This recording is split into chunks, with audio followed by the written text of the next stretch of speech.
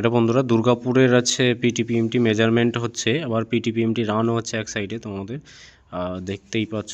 ঠিক আছে, সকালের দিকে যেহেতু মাঠটা ছিল, সকালের দিকে আমি বারবার করে সবাইকে বলেছি যে যারা সকালের দিকে একদম ভোর সকালে মাঠ পড়েছে, যাদের ভোর সকালে তারা একটু লেটে লেটে দাঁড়াবে। 7টায় রিপোর্টিং আছে যেহেতু, তোমরা দাঁড়াবে 6:30টায় দাঁড়াবে, লাস্টের দিকে রান করার চেষ্টা করবে বেলা করে। শীতের বেলা অনেকে ফেল করবে বলেছিলাম, তো দুর্গাপুরে সকালবেলার দিকে ফেলের সংখ্যা প্রচুর বেশি ছিল।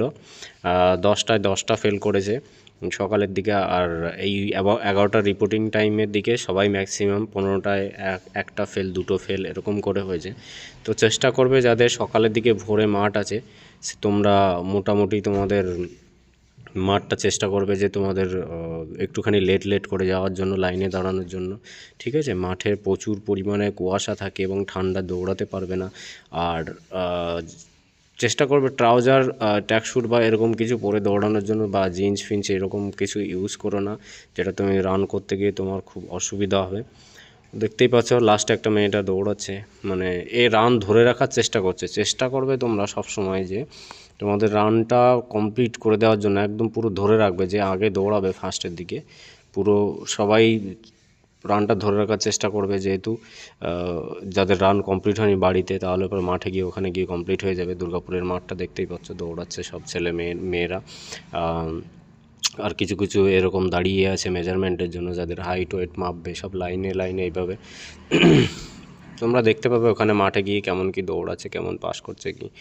ঠিক আছে, একদমই প্যানিক নেবে না, কোনো টেনশন নেবে না, টেনশনে জোশ রাখবে সবসময়। আর পায়ে ব্যথা হবে জানি, ওই দিনটা চেষ্টা করবে সবাই ভলিনি ইউজ করার জন্য। ভলিনি পায়ে আগের থেকে মেজারমেন্টের আগে পুরো পায়ে পুরো ভলিনি স্প্রে মেরে যাবে। ছোটো একটা ভলিনি কিনবে, সেই স্প্রেটা পুরো একদম জলে মানে ভিজে যাবে পুরো পাটা, মানে এমনভাবে মারবে।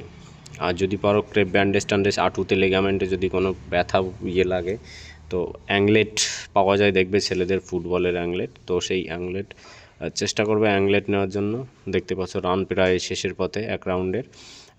আর এক রাউন্ডের রানের, দুটো রানের ভিডিও তোমাদের আমি দিয়ে দেবো দুর্গাপুর মাঠের। প্রায় কমপ্লিটের কাছে এই রাউন্ডটা পুরো কমপ্লিট। এই আগে যে মেয়েটা দৌড়াচ্ছে রোগা করে, দেখো কত স্পিডে দৌড়াচ্ছে, ভালোই দৌড়াচ্ছে রানটা। এই যে একটা মেয়ে ছেড়ে দিল লাস্ট পাকের দিকে এসে ছেড়ে দিল। কমপ্লিট হয়ে যেত, কমপ্লিট করা উচিত আছে, যে ছাড়বে না। ঠিক আছে, কমপ্লিট করার চেষ্টা করবে। এই যে তোমাদের আর একটা ভিডিও দেওয়ার চেষ্টা করছি, এটা অর্ধেক থেকে কেটে দিয়েছি, যেহেতু হোয়াটসঅ্যাপের মাধ্যমে ভিডিওটা পেয়েছি আমি, সেহেতু পুরোটা দিলে আমার হয়তো কপিরাইট আসতে পারে, কপিরাইট বা স্ট্রাইক এরকম কিছু। তো বেশি করে দেখবে তোমাদের, যারা দুর্গাপুরের মাঠটা খুবই ভালো মাঠ, দেখতেই পাচ্ছ। রান স্বাভাবিক সবারই উঠে যাবে। আর সকালের দিকে একটুখানি সবারই স্বাভাবিক কষ্ট হয়, চেষ্টা করবে খালি পায়ে দৌড়ানোর জন্য। ঠিক আছে, খালি পায়ে দৌড়ালে পাটা হালকা থাকে, ভারী হয় না, আর রানে তোমাদের সুবিধা হবে প্রচুর পরিমাণে। ঠিক আছে, পুরো ভিডিওটা দেখে নাও, একদম পুরো মাঠের, একদম দুর্গাপুরে। এটা হচ্ছে ভোর সকালের মাঠ, দ্বিতীয় নাম্বার যেটা চলছে, এটা হচ্ছে ভোর সকালের মাঠ। দেখো রানিংটা ভালোই করছে, যে দেখো লাস্টে একটা মেয়ে মনে হয়, তো লাস্ট কত সুন্দর স্পিডে দৌড়ে যাচ্ছে। এরকম স্পিডে যে সামনে থাকবে, তোমরা চেষ্টা করবে সামনের দিকে রানটা ধরে রাখার জন্য, একদম ছেড়ে দেবে না, হাঁটবে না, আবার দৌড়ালে হাঁটলে এরকম করলে তোমার হবে না রান। এই একটা দিনই কী আছে, একটা দিনই কষ্ট করে একদম মেরে দাও, যাই হবে, পা ব্যথা যা হবে, বাড়ি বসে সুস্থ শরীরে মেডিসিন নিতে পারবে।